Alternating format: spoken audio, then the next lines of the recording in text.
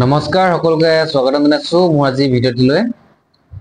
আজি আপোনালোকৰ লগত মই আলোচনা কৰিব বিচাৰিছো যে এবাৰ আমাৰ আসাম পুলিচৰ যিখিনি আমাৰ ড্ৰাইভাৰ কনষ্টেবল আছিলে কনষ্টেবলৰ কাট অফ কিমানৰ পৰা যাব। তো আজিলৈকে মই যিমানখিনি খবৰ ৰাখিছো বা কিমানখিনি ল'ৰাই এই ইন্টাৰভিউ পাছ কৰিছে সফল হৈছে তেখেতসকলৰ পৰা মই খবৰ লৈছো আৰু কিমান নাম্বাৰ পাইছে, হাইয়েষ্ট নাম্বাৰ কিমান পাইছে, কোনখন ডিষ্ট্ৰিক্টে পাইছে।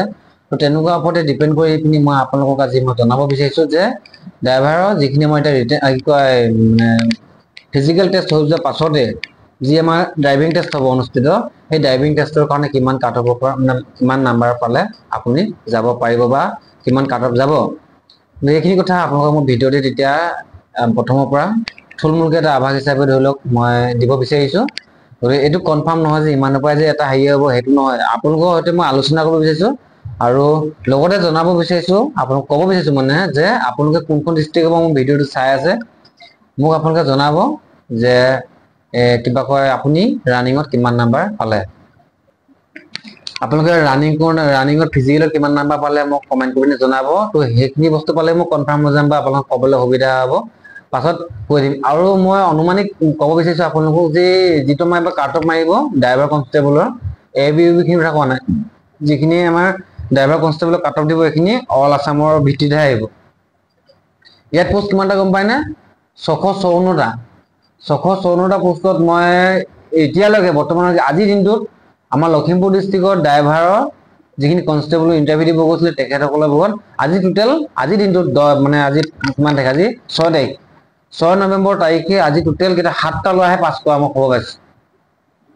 ভাবি চাওক, ড্ৰাইভিং লাইচেন্সখন যদি নাই গেটৰ পৰা উলিয়াই পঠিয়াই দিছে, নালাগে তুমি আহিবলৈ, যোৱাগে সোমাবই দিয়া নাই। আৰু কিছুমানে কি কৈছে ড্ৰাইভিং লাইচেন্সখন দি পিনি এপ্লাই কৰা নাছিলে, লাৰ্ণাৰখন দি পিনি এপ্লাই কৰিছিলে, তো তেখেতসকলকতো একচেপ্টে কৰা নাই, ৰানিং কৰিবই নিদিলে, লাহেকৈ উলিয়াই পঠিয়াই দিলে। তো ভাবি চাওক, কিন্তু এপ্লাই কৰোঁতে বহুতে এপ্লাই কৰিছে, এতিয়া ৰানিং কৰিব পৰা নাই কিছুমানে, আৰু কিছুমানে ৰানিঙত ফেইল হৈ গৈছে, গম পাইছে নাই। তাৰ উপৰি উপঞ্চি হ'ল কি ৰানিঙত ফেইল কৰাৰ পাছত কিছুমানে চিনাম মাৰিব পৰা নাই বা লং জাম্পত ফেইল হৈছে, ড্ৰাইভাৰখিনিৰ কাৰণে বা চিনাম নাই, লং জাম্পত ফেইল হৈ গৈছে, নাম্বাৰ কম পাই গৈছে। কিছুমানে পাইছে 27, 24 লৈকেও পোৱা ল'ৰা আছে, 24 পাই পিনি মোক এতিয়া কমেণ্ট কৰি সুধি আছে যে দাদা নাম আহিব নাহে। এতিয়া চাওক কথাটো এনেকুৱা হৈ আছে, তো ইমানকে যদি আজিৰ দিনত যদি 10টা ল'ৰাই যদি চিলেকশ্যন হয়, গম পাইছেনে, তেনেকৈ প্ৰত্যেকখন ডিষ্ট্ৰিক্টত মোৰ অনুমানিক কৈছো 10টা 15টা এনেকুৱা ল'ৰাই চিলেকশ্যন হৈছে, বহুত হাৰ্ডকেও আছে, মানে লং জাম্পটোৱে হওক কিবা হওক এইখিনি বস্তু মানে বহুত ষ্ট্ৰিক্টলি চাইছে, গম পাইছে নাই। আগৰ নিচিনাকে যে কিবা কয় কাঠডাল গছকি পিনি মাৰিলে মানে একো নকয়, আজিকালি তেনেকুৱা নহয়, কাঠডাল গছকিলে ফেইল মানে ফাউল হিচাপে ধৰিছে বা ৰিজেক্ট কৰে। তো সেই হিচাপে চাব গ'লে মানে এবাৰ মানে কাট অফটো কেনেকুৱা হ'ব ভাবি চাওকচোন।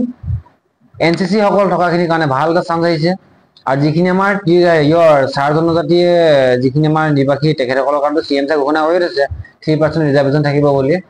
তো 1000টা পোষ্ট হ'লে কিমান, 1000টা পোষ্টত হ'লে মানে 30টা পোষ্ট ৰিজাৰ্ভেশ্যন হ'ব। তো সেইটো তেনেকৈ হেৰি অংকটো কৰি চাব আপোনালোকে। তো আমি যেতিয়া ইণ্টাৰভিউ দিছিলোঁ যোৱা বছৰ, তেতিয়া এটা পোষ্টত কিমানটাকে মাতিছিলে, প্ৰথমতে 5টাকে ল'ৰা মাতিছিলে, চৰি 5টাকে মাতিছে টেষ্ট ড্ৰাইভ দিবৰ কাৰণে। এইটো গুৱাহাটী মান্দাকাটাত যিটো আমাৰ ড্ৰাইভিং টেষ্ট অনুষ্ঠিত হৈছিলে, তাতে এটা পোষ্টৰ কাৰণে কেণ্ডিডেট মাতিছিলে 5জনকৈ। তাৰ পাছতে ড্ৰাইভিং টেষ্টটো হৈ যোৱাৰ পাছত তাতে কি হৈছে, ড্ৰাইভিং টেষ্ট লৈছে, ভাইভা লৈছে, ভাইভা যিখিনি কুৱেশ্যন সোধে সেইখিনি কুৱেশ্যন মই আগত ভিডিঅ' বনাই দি থোৱা আছে। যদি আপোনালোকে বিচাৰে মই আকৌ ভিডিঅ' বনাই আপোনালোকক দেখা মানে কৈ দিব বিচাৰিম কথাখিনি, যদিহে বোলে বিচাৰি থাকিব টাইম নাই, মই আপোনালোকক আকৌ ভিডিঅ' বনাই পিনি কৈ দিম, একো চিন্তা কৰিব নালাগে। খালি আপোনালোকে এতিয়া অলপমান সময় খৰচ কৰি পিনি সেই বস্তুখিনি শিকি লওক, গাড়ীৰ বিষয়ে যিখিনি নেকি ড্ৰাইভিং টেষ্ট দিব যাওঁতে আপোনালোকক সুধিব, আৰু এই ড্ৰাইভিং টেষ্টত পাছ কৰিলেহে আপোনালোকৰ ৰিটেনৰ নাম আহিব। ৰিটেন পৰীক্ষাটোৰ কাৰণে গম পালে আৰু আপোনালোকে পঢ়িব লাগিব। তো প্ৰথম কথা এতিয়া আপোনাৰ গাড়ীখনৰ বিষয়ে ভালকৈ শিকি লওক, ৰানিং হৈ গ'ল, ৰানিং হোৱাৰ পাছতে কি হ'ব, ড্ৰাইভিং টেষ্ট অনুষ্ঠিত হ'ব।